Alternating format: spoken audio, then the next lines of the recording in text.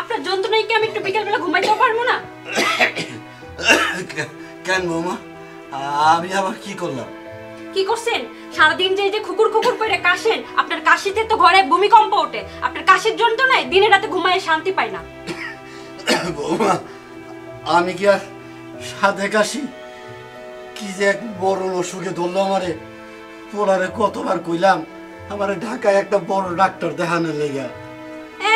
পোলারে কইছে আরে ঢাকায় ডাক্তার দেই তো। আপনার পোলার কি টাকার গাছ আছে নাকি আপনি আপনার পোলারে জমিদারে দিয়ে রাখছেন?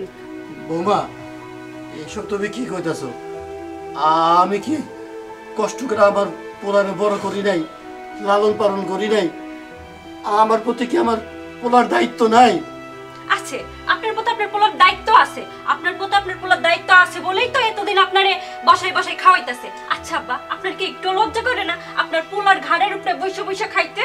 বৌমা, মুখ সামলায় কথা কও। তুমি ভুলে যাও না আমি তোমার শ্বশুর। হ্যাঁ, শ্বশুর বইলেই তো এতদিন আপনারে বসাই বসাই খাওয়াইতেছি, নাইলে কবে আপনার ঘেটি ধরে ঘর থেকে নামাই দিতাম। বৌমা, কি আপনি আমার গায়ে হাত তুললেন? আজ আসুক আপনার পোলা, হয় এই বাড়িতে আপনি থাকবেন না হলে আমি থাকবো।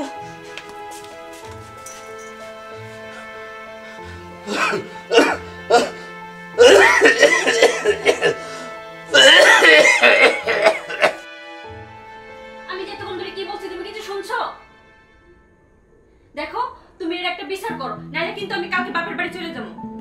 আহা, তুমি রাগ করো না, একটু শান্ত হও। এই রাত বিরাইতে চিল্লা পাল্লা করতে ভাল লাগতেছে না।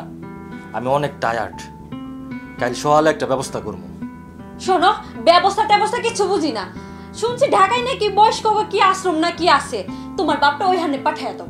আচ্ছা, যা করার কাল সকালে করুম, এখন ঘুমাও। তুমি ঘুমাও, তোমার ঘুম তুমি ঘুমাও, ঠাডা পড়া ঘুম। দেখছো তোমার বাপে কেমনে কাশতেছে। ঘুমাইলাম, তুমি থাকো বইয়া। কি তুমি এখন ঘুমাইবা? ঠিক আছে তোমার ঠাডা পড়নের ঘুম ঘুমাও। ভালো লাগে না।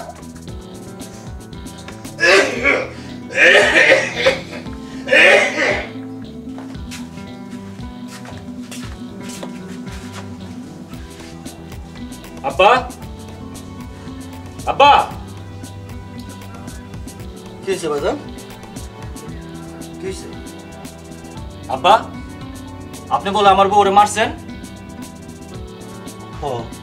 কিন্তু তোর বউ যে আমার লগে আচরণ করলো, এইটা কি?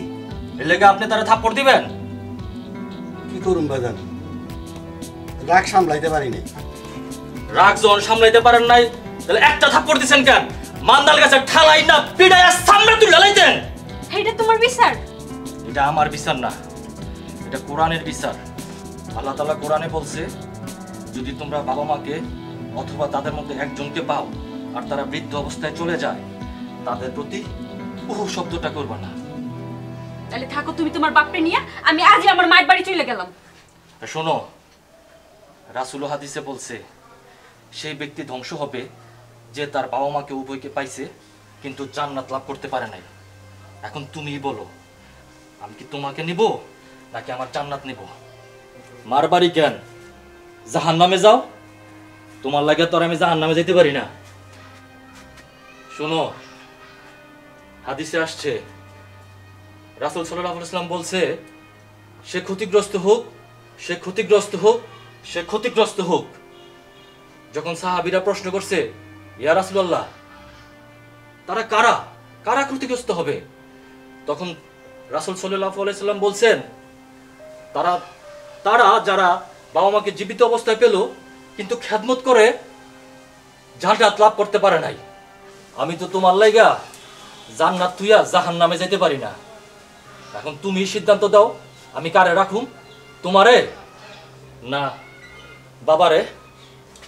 আমার ভুল হয়ে গেছে, আসলে আমি এত কিছু চিন্তা করি নাই। ঘরে জান্নাত থুইয়া আমি সেই জান্নাতকে কত কষ্ট দিছি, তুমি আমারে মাফ কইরা দাও। মাফ করার আমি কে? মাফ যদি চাইতে হয় বাবার কাছে চাও আর আল্লাহর কাছে চাও। আব্বা, আমার ভুল হয়ে গেছে, আপনি আমার মাফ কইরা দেন। তুমি তুমি তোমার ভুল বুঝতে পারছো, এইটাই যথেষ্ট। আল্লাহ তোমারে মাফ করবো।